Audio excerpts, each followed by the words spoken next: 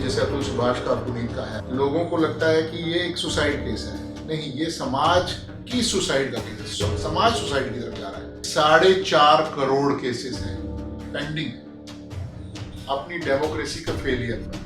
पहला है हमारा लेजिस्लेचर, जिसको हम लोग हिंदी में विधायिका भी बोलते हैं। दूसरा है एग्जीक्यूटिव, जिसको हम कार्यपालिका भी कहते हैं, जिसमें IAS, IPS, ब्यूरोक्रेट्स, क्लर्क जो सरकारी नौकरी में है, जो देश को चलाने में लेजिस्लेचर की, विधायिका की हेल्प करते हैं। तीसरा है न्यायपालिका, जुडिशरी, जो जजेस हैं कोर्ट में, लॉयर्स भी उसी का पार्ट है। और सबसे फनीएस्ट जो हमारा जो स्तंभ है वो है मीडिया। खाली पड़ी हुई है अभी, वो मैं चार्ट बाय चार्ट बताऊंगा कि किस स्टेट में कितनी खाली है, हमारे लोअर कोर्ट्स में कितनी खाली है।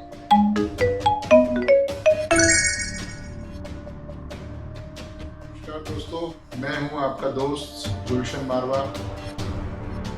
पहले तो मैं सभी को नववर्ष की शुभकामनाएं देना चाहूँगा। सभी के लिए नववर्ष 2025 अच्छा रहे, स्वस्थ रहें, खेलते रहें, हंसते रहें। फिर दोबारा से मैं उसी मुद्दे पर ये वीडियो बनाने जा रहा हूँ।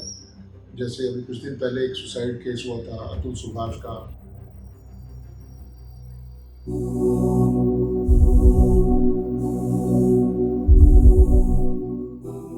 आज कल में पुनीत और मनिका से रिलेटेड कुछ न्यूज़ चल रही है टीवी पर।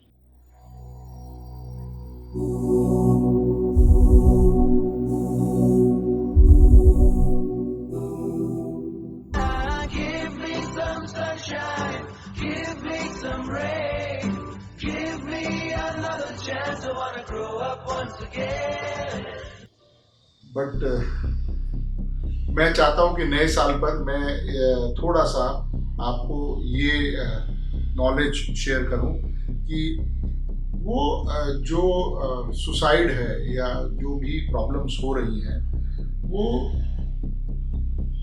पूरी कंट्री से रिलेट करती है, एक समाज से रिलेट करती है कि हमारा समाज कैसे कहाँ जा रहा है। तो बट उससे पहले मैं शुरुआत करना चाहूँगा इस वीडियो की अपनी डेमोक्रेसी का फेलियर पर। उसके बाद इसी कंटिन्यूएशन में मैं इस जो केस है उसके बारे में भी बात करूँगा, जो कि पर्सनली मेरा व्यू जो है इसके बारे में थोड़ा और कड़वा है। लोगों को लगता है कि ये एक सुसाइड केस है। नहीं, ये समाज की सुसाइड का केस है। समाज सुसाइड की तरफ जा रहा है, एक इंडिविजुअल सुसाइड की तरफ नहीं गया है, या जो अभी जा रहे हैं। पहले तो मैं ये बात करना चाहता हूँ, हमें बचपन में पढ़ाया गया है कि हमारी डेमोक्रेसी के 4 पिलर हैं। शायद छोटे छोटे बच्चों को पढ़ाया गया है। पहला है हमारा लेजिस्लेचर, जिसको हम लोग हिंदी में विधायिका भी बोलते हैं, जो कि सबसे पावरफुल पिलर है हमारी डेमोक्रेसी का।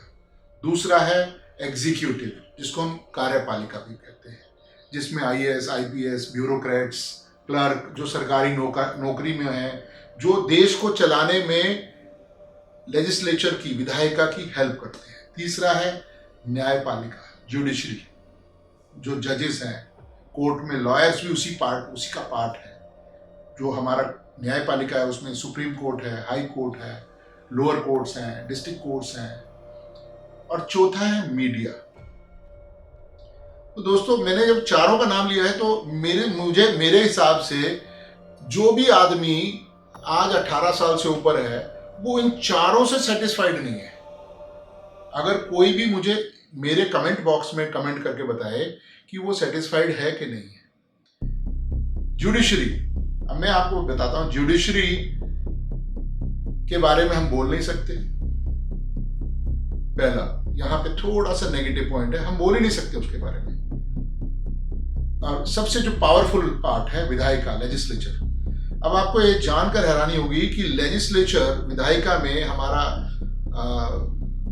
संसद आता है, लोकसभा आता है, राज्यसभा आता है, MLA, MLC स्टेट्स के लिए आते हैं, जिला परिषद के चुनाव होते हैं, वो सब लेजिस्लेचर है। मतलब जो प्रशासन संभालने का वो अपर पार्ट जिसको बोलते हैं हम लोग। अगर हायरार्की बनाए तो they are the upper most part. आपको यह जानकर हैरानी होगी कि उनकी कोई भी सीट 6 महीने से ज्यादा खाली नहीं रह सकती है। 6 महीने से ज्यादा खाली नहीं रह सकते। कानून में, संविधान में 6 महीने के अंदर अंदर इलेक्शन होंगे, इलेक्शन होकर वो सीट को पूरा करना ही करना है, कंपल्सरी है। और एक आदमी 2 सीट नहीं ले सकता। मतलब उनके कानून, उनका दायरा जो है वो बिल्कुल परफेक्टली फिट है। दूसरा, क्या ये जॉब के लिए क्राइटेरिया हो सकता है? मतलब दूसरी कोई जॉब लेनी हो, किसी को जॉब, अगर वो वैकेंसी खाली हो गई और 6 महीने में भरना हो, सरकार इस बारे में बिल्कुल निकम्मी, कुछ नहीं करके सोचने वाली कि ये पोस्ट खाली हो गई है। एग्जीक्यूटिव पार्ट में IAS IPS ऑफिसर की, इसमें तकरीबन 1500-1600 पोस्ट तो मुझे मालूम है IAS IPS की। अभी मैंने AI के थ्रू चेक किया तो मुझे पता लगा कि इतनी पोस्ट तो वैसे खाली है जिनको भरा नहीं है। और तीसरा, जो हमारी न्यायपालिका है, उसमें भी हजारों पोस्ट खाली पड़ी हुई हैं। अभी वो मैं चार्ट बाय चार्ट बताऊंगा कि किस स्टेट में कितनी खाली है, हमारे लोअर कोर्ट्स में कितनी खाली है। तीसरा जो बात मैंने बताया, जुडिशरी का बताया, और सबसे फनीएस्ट जो हमारा जो स्तंभ है वो है मीडिया। अब मीडिया, मुझे तो you will be quite surprise, मैं, मेरे पेरेंट्स, सभी लोग जो थे, हम लोग बहुत न्यूज़पेपर पढ़ते थे, बहुत टीवी देखते थे। न्यूज़ टीवी पे आता था, दूरदर्शन का और ये सब कुछ। तब हमें नहीं लगता था कि बाइस्ड है, ऐसा कुछ है। वो जो सरकार बोलती थी वही दिखाते थे वो लोग। फिर कुछ ऐसा जमाना आया कि सरकार के अगेंस्ट भी कुछ दिखाने लगे। पर आज की डेट में तो मुझे ऐसा कोई चैनल ही नजर नहीं आता है जो सरकार के अगेंस्ट कुछ बोलता है। News channel should be A opposition party, favourable party नहीं हो सकती ना। डेमोक्रेसी का मतलब क्या है कि आप जब तक क्रिटिसाइज नहीं करेंगे, डेमोक्रेसी और मजबूत ही नहीं होगी। आज मुझे कोई भी ऐसा चैनल बता दीजिए जो कि क्रिटिसाइज करता हो जो पार्टी सत्ता में है, फेवर की बात करते हैं, क्योंकि उनको एडवर्टीजमेंट मिलते हैं। लोग जिससे भी धोखे में रहना है वो धोखे में रहे। सच्चाई ये है कि इस मीडिया ने भारत के लोकतंत्र की हत्या कर दी, या अपर प्रेशर है उनके ऊपर। भारत के इतिहास में मीडिया इतना खराब कभी नहीं रहा जितना मोदी सरकार के दौरान रहा है। तो ये चारों जो पार्ट हैं इतने कमजोर हो चुके हैं। अब आप देखिए, इसमें भी तो लोग ही हैं, जनता ही तो है इन सारे पार्ट्स में। वो इतने स्ट्रेस में काम करती है क्योंकि उन्हें या तो लगता है कि उन्हें आगे उनका भविष्य ही नहीं समझ में आता है। उनको ये समझ में नहीं आता है कि हम इतने प्रेशर में हैं, हमें मतलब टॉर्चर कर दिया जाएगा या हमें बेसलेस तरीके से परेशान करने की कोशिश करती है। कुछ तो किस्से मेरे साथ मेरी जिंदगी में भी हुए हैं, बट मैं उन सब चीजों को नहीं बोलना चाहता हूं। पर आप कहीं पर भी चले जाइए, हर जगह आपको ये लगेगा कि अरे यार ये क्या है, कैसा देश है। अमूमन मैंने ये देखा है बहुत सारे लोगों को, 30 से 50-60 साल वाली उम्र के लोगों को, उनको लगता है यार वो ये क्यों हो रहा है भाई, ऐसा क्यों कर रहे हैं। मतलब आप टीवी देखने लगेंगे, एक ही चीज को रिपीट करते जाएंगे, उसको ऐसा TRP की उसमें मूवमेंट में लेते जाएंगे। एक मूवी भी है कोई घटिया सी, वो हजारों करोड़ रुपए कमा रही है, मतलब उसका कोई सेंसलेस है, बेसलेस है, वो ऐसे ही चले जा रही है। लोगों को लगता नहीं है कि वो किस दिशा में जा रहे हैं। मतलब मुझे तो समझ में नहीं आ रहा कि हमारी डेमोक्रेसी हमें कहां लेके जा रही है। तो मैं सबसे, अब आप कहेंगे how it is related with suicide cases. देखिए, जितने भी अभी 2 केसेस तो अभी जैसे अतुल सुभाष का, पुनीत का है, इसमें जुडिशरी का बहुत बड़ा रोल है। जुडिशरी में आई थिंक ये शो करेंगे कि कितने केसेस अभी पेंडिंग है। 4 करोड़ केसेस पेंडिंग है, 4 करोड़ केसेस, और जिसमें डॉरी से रिलेटेड जो है या फैमिली डिस्प्यूट से रिलेटेड है वो 4 भी नहीं है, 45.3 million, that is approximately 4.5 crore cases हैं पेंडिंग। ये मतलब 3 करोड़ से ज्यादा केसेस पेंडिंग है इस देश के अंदर, और कुल मिलाकर जज कितने? 21,000। यानी देखा जाए तो 1 लाख लोगों पर 1 जज। डेट पे डेट पड़ती रहती है जी। 4.5 करोड़ केसेस पेंडिंग है जुडिशरी में। अब जुडिशरी की बात करें, अरे इतनी सारी पोस्ट भी खाली है वहां पर, पोस्ट तो भरने की बात बाद में। जो सरकार ने जो जजेस बना रखे हैं उनको सर्दी की छुट्टियां भी चाहिए, गर्मी की छुट्टियां भी चाहिए उन्हें, उनको अपना फैमिली टाइम, मी टाइम भी चाहिए। सुप्रीम कोर्ट में 34 सीट्स हैं टोटल, उसमें से 2 खाली हैं जो उसकी परसेंटेज का लगभग 6% है। एंड हाई कोर्ट्स में, जिसमें 25 हाई कोर्ट्स हैं हमारे इंडिया में, उसमें 1122 टोटल पोस्ट है, 1122, जिसमें से 362 खाली वेकेंट है, जो टोटल बनता है 32%। और लोअर कोर्ट्स में टोटल जो है पोस्ट है 24,631 और खाली है 5,180, ह्यूज। और जो टोटल बनता है उसका 21%। अब जो केसेस अकॉर्डिंग टू डाटा, जो एज ऑन डाटा है, सुप्रीम कोर्ट में 70,000 से ऊपर केस पेंडिंग है और हाई कोर्ट में 59 लाख प्लस है, मतलब तकरीबन 60 लाख के करीब। और निचली अदालतों में 4.2 करोड़, निचली अदालतें मतलब डिस्ट्रिक्ट कोर्ट या जो हाई कोर्ट से नीचे की कोर्ट्स हैं उसमें। तो मेरे हिसाब से तकरीबन जो डाटा अभी आज एज ऑन डाटा जो बोलते हैं, 6 करोड़ के करीब जो है वो केसेस पेंडिंग है। और इतना बुरा हाल है कोर्ट्स का कि आप कोर्ट में चले जाइए, दोबारा आपका दिल करेगा कि मैं आऊं ही ना। और अगर आप इसको गौर से देखेंगे दोनों सुसाइड केसेस को, तो इसमें जुडिशरी जो है वो लचर पचर उसका व्यू था। मतलब जो केसेस को जितने ईमानदारी से हैंडल करना चाहिए था, वो ईमानदारी से वो हैंडल नहीं हुए जुडिशरी में। क्योंकि जुडिशरी में होते हुए सुसाइड हो रहे हैं, तो इसका मतलब या तो जुडिशरी बहुत हार्श है या जुडिशरी सपोर्टिव नहीं है मेल के फेवर में। मेरे ख्याल से मैं थोड़ा सा ज्यादा नहीं बोल रहा हूं, पर जो हमारी कोर्ट्स हैं वो मेल फेवरिश नहीं है।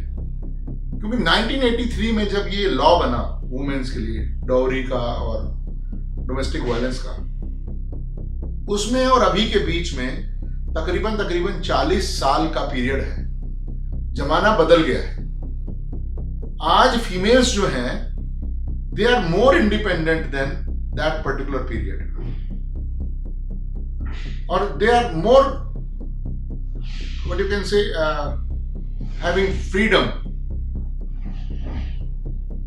Then that period. मैंने वो पीरियड भी देखा है और आज का पीरियड भी देखता हूं। आज आपको फीमेल्स जो हैं ज्यादा आजाद ख्याल की डिस्को या स्मोकिंग या मूवीज या मतलब उन सारी चीजों को करते हुए दिखेंगी, और उस जमाने में कम था। वक्त की बात है। क्या कानून उसके हिसाब से चेंज हुआ? नहीं।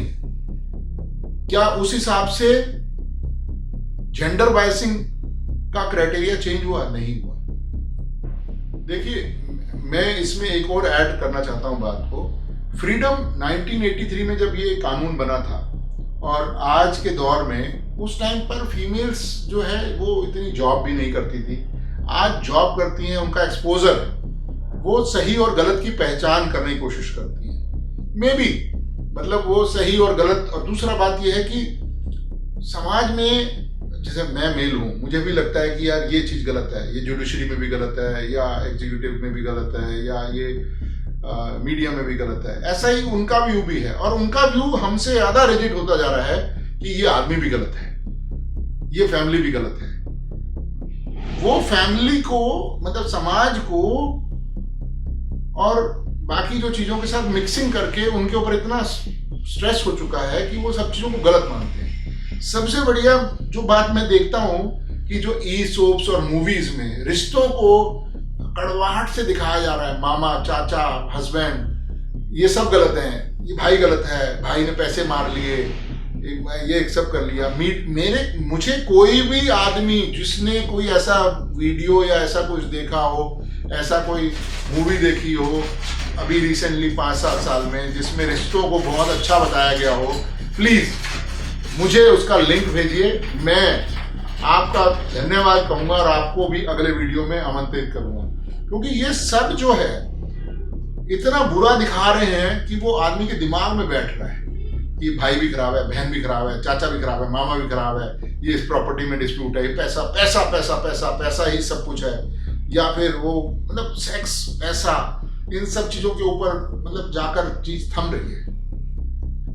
तो कोशिश करिए कि आप अच्छी चीजें देखिए, अच्छा समाज का निर्माण करने की कोशिश कीजिए। प्लीज मैं फिर हाथ जोड़कर रिक्वेस्ट कर रहा हूं कि आप दोबारा से सोचिए कि आप कहां गलत हैं। आप हर जगह पर अगर पैसे को और सेक्स को लेकर जाएंगे तो आपका जिंदगी का सत्यानाश होना ही होना है। और दूसरा, मोह माया को अपने सिर पर अटकने मत दीजिए। आपकी अगर मोह माया अटकेगी तो आप डेफिनेटली डिप्रेशन में ही जाएंगे। आप एक मंत्र मैं आपको बताता हूं, वो अगर आप सोचेंगे तो ये आपको कभी भी स्ट्रेस नहीं आएगा। एंड वो है कि मैं कभी कभी मेरे साथ कोई प्रॉब्लम होती है तो मैं सोचता हूं कि यार ये इसके साथ भी तो हो सकता है। पहला बात तो मतलब आप अपने, थोड़ा सा कहीं मैंने पढ़ा था कि किसी को अगर चोट लगी हुई है तो वैसी सोच अगर आपके अंदर आ सकती है कि उसको कितना दर्द हो रहा होगा, तो इसका मतलब you are very good by heart. दूसरा, does it matter to you? 10-20 चीजें खराब हो रही हैं, दोस्त आपको कुछ बोल के चला गया, आपका रिश्तेदार कुछ बात बोल के चला गया, बोलने के बाद आपको लगता है कि मुझे क्यों बोल के चला गया, फिर आप ये सोचिए does it matter to me? बोल गया ना, अपने आप से बोल के चला गया, कोई बात नहीं। हाँ, अपनी तरफ से आप कोशिश करिए कि जवाब ना दें। पहले मैं भी जवाब देता था, मैं भी अपने आप को रोक रहा हूँ, मतलब I will try to pacify myself कि नहीं ये कोई फर्क नहीं पड़ता इन सब चीजों से। बट हम फिर दोबारा से भटक रहे हैं इस चीज को। हम ये बोलते हैं कि एक्सपोजर ऑफ एनीथिंग, मतलब bad exposure of anything is, जैसे मीडिया या टीवी या यूट्यूब या ऐसा जिनमें भी रिश्तों को खराब दिखाया जा रहा है, उन पे सरकार को भी बंदिश लगानी चाहिए। सरकार को भी सोचना चाहिए कि हमारे समाज को खराब कर रहे हैं। तो मैं दोस्तों ये कहना चाहूंगा, इन दोनों चीजों का मिक्सिंग है। एक तो आपके पास वैकेंसीज जो हैं उनको पूरा भरें, एग्जीक्यूटिव्स में भी और जुडिशरी में भी। और दूसरा, सबसे पहले तो सबसे बड़ा रोकथाम लगाना चाहिए जो टीआरपी के लिए लोगों को उस तरफ उकसा रहे हैं कि आप ये सुसाइड की तरफ लेंगे तो आपका वीडियो बनेगा और मतलब आपके जो अपोनेंट पार्टी है उसके ऊपर प्रेशर बनेगा या उसकी लाइफ स्पॉइल हो जाएगी। I think it is wrong. तो मुझे ऐसा लगता है कि 1,70,000 लोगों ने पिछले 1 साल में सुसाइड किया है एज पर दी डाटा, जिसमें से तकरीबन 34% जो है वो फैमिली रिलेटेड इश्यूज से है। आई एम नॉट सेइंग कि वो डॉरी है या domestic violence, 34% is the family issues. और 30-40% जो है वो भी फैमिली इश्यूज ही मान सकते हैं, जिसमें लव अफेयर्स है या फीमेल ने प्रेशर किया या मेल ने प्रेशर किया, उसमें फीमेल्स भी हैं, मेल्स भी हैं। But I would request everyone to live happily, to think about their parents, their near and dears. आप एक आदमी से आपकी नहीं बन रही है तो क्या आप मतलब पूरे समाज को हिलाना चाहेंगे? तो हमारे शास्त्रों में भी कहा गया है कि जो आत्महत्या इज महापाप। आप you are not entitled to self murder नहीं कर सकते हैं। तो मैं नेक्स्ट वीडियो में जो हम जिस टॉपिक पे बात कर रहे थे कि पुनीत और मनिका पाहवा के ऊपर छोटा सा एक बात करूंगा। अभी के लिए हम इस वीडियो को यहीं समाप्त करते हैं। Please like, subscribe. और मैं फिर कहता हूं, कभी आपको पत्नी सताए तो हमें लिखें, हमें मिले ना। हमारा मेल आईडी नीचे दिया हुआ है। हमसे दोबारा बात करने की कोशिश कीजिए, हमसे बात करिए, हम आपकी कुछ प्रॉब्लम को सॉल्व कर सकते हैं। Thank you.